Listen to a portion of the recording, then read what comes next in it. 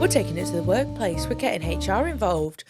This one is titled, My Boss Promoted Me Just to Set Me Up. Story time.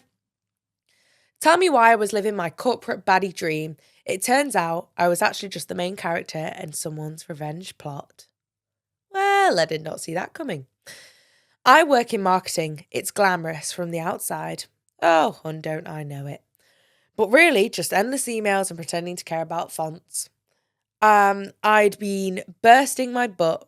You'd been popping your fucking pussy for about a year straight, staying late, hitting every target, doing the work of 3 people while getting paid that of half a person.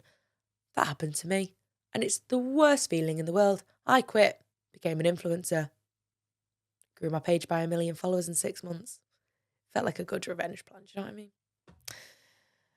Anyway, not to blow my own trumpet, toot toot. One day, out of the blue, my boss, we'll call her Amy, because of course we'll call her Amy. She calls me into her office. She's smiling like she just won the lottery and goes, "We've been watching your progress and we think you're ready for more responsibility." Thank you, Amy. And I'm hoping that more responsibility is going to come with a fat paycheck, because you know for a fact I'm not taking anyone else's role without getting their salary as well. I'm like, oh my God, is this it? Am I about to be promoted? Spoiler, I was.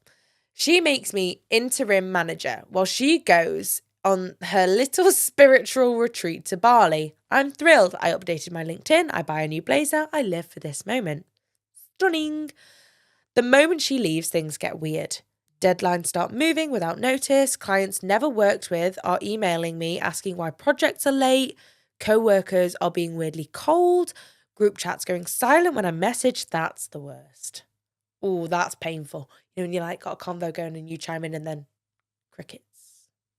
Just crickets. That is not the sound of A cricket.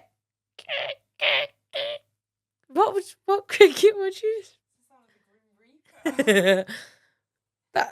I think that sounds exactly like a cricket. Cricket sounds. What?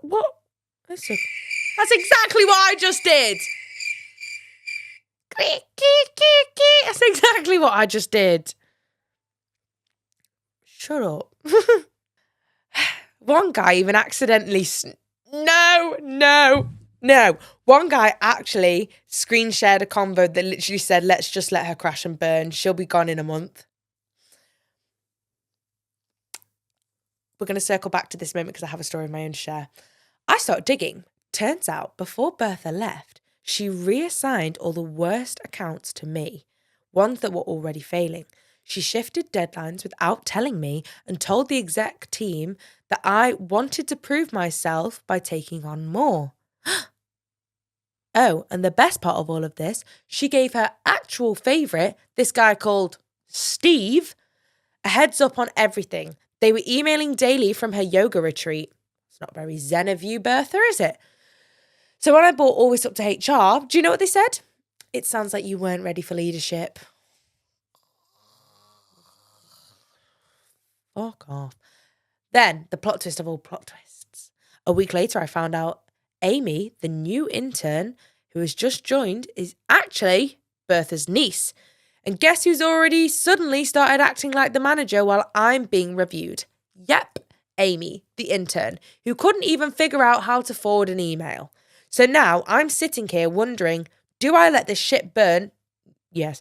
And start over somewhere else, or do I go full petty, collect every receipt and take them all down with me? Because believe me, I kept the emails. Okay, here's what I'd do. I'd get all of it into a big file like this. And I'd be like, "Hi, this is my evidence." And you show one thing. And then when they try and counteract, they go, "Well, that's actually funny because on Tuesday the 28th at 2:47, Steve sent this email." And you play it like that. And you just catch them in their lies. Because it sounds like HR are dicks. They're not here. And then you go, and also, to go from an intern to a manager is not a correct career path. That is not how things are done. It's breaking code of conduct. So, therefore, I'm lawyering up. And I'm taking it legal. bitches. You then sue them for all they're worth, take all their money. You get rich as fuck. You set up your own marketing scheme. And you do what? Girl boss the situation. Play the long game with it. Just keep your head down for a bit. Keep collecting these receipts. Keep collecting the emails. Get a nice printer. Print it all out. Make it a Canva presentation if you do so wish. Don't put too much effort into it though. Get a fat payout from that. Unfair dismissal. That's what you want. Yeah. Unfair dismissal. Why do they hate you? Well, I don't know why they hate you so much. Oh, I know why. It's because you're really talented and you're actually good at your job. And people hate it when people do well. Cheers to that. Anyway, what I was going to tell you about the messages. So one time I was working at a place and Jordan had asked if I could send him like £1.17 for some milk he'd bought. And I was like, this is how tight my boyfriend is with money. He was a student at the time, so I'll let him off. And I goes, look, guys, and showed them the thread of mine and Jordan's chat, including this girl who we'll call Amy. Now, Amy was a bitch, right? She was a bitch. She was all right to get on with. She was nice to not work with. We'd be friends if we weren't working together, but when she was at work, she was just a twat. Above that message, I'd put, Amy is doing everyone's head in today. And she saw the message. She saw me say that. And at the time, I wanted to crawl into my own arse. But then I thought, well, you shouldn't be a bitch then, should you? You know, shouldn't be a bitch. I thought if I was being a bitch to someone and I saw them say that to their partner, I'd be like, yeah, there. Please fill my cup. Am I really asking for much? It's been a long week, I'm looking for fun. Please fill my cup.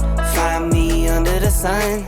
SOS, I'm just looking for a good time. Oh, oh, oh, oh. And I'm singing like, whoa.